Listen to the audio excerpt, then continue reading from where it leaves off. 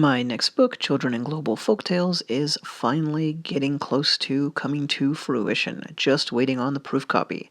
In the meantime, I need to make some videos here to thank some select Kickstarter backers, and first and foremost in that group is writer and artist Emil Ferris, creator of My Favorite Thing is Monsters, the award-winning graphic novel which was nothing short of a revelation for me as a reader.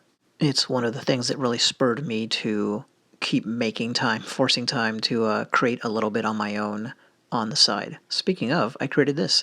This is a picture essay for my Kickstarter backers, for all of them, and it's a collection of vintage folktale and fairy tale art that I think is pretty cool.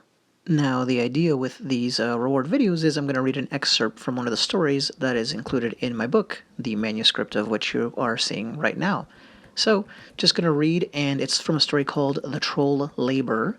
Emil, for you, of course, I had to use a story that was about a quote-unquote monster who actually turns out to not be very monstrous. So here we go, excerpts from a Swedish tale called The Troll Labor, which, by the way, was reported as fact at the time. That time being 1660. There came a little man in at the door, who begged of my wife to go and aid his wife, who was just then in the pains of labor. The fellow was of small size, of a dark complexion, and dressed in old grey clothes.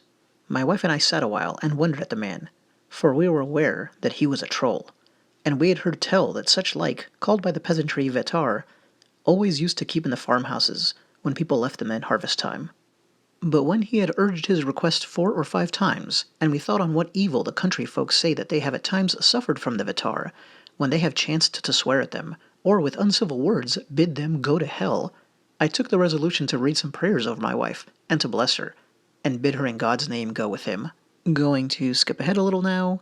When she returned, she told me that when she went with the man out at the gate, it seemed to her as if she was carried for a time along in the wind, and so she came to a room, on one side of which was a little dark chamber, in which his wife lay in bed in great agony.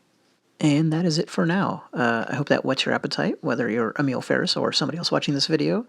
But Emil in particular, of course, thanks so much for backing this project. It's still pretty incredible to me to see your name in my list of backers.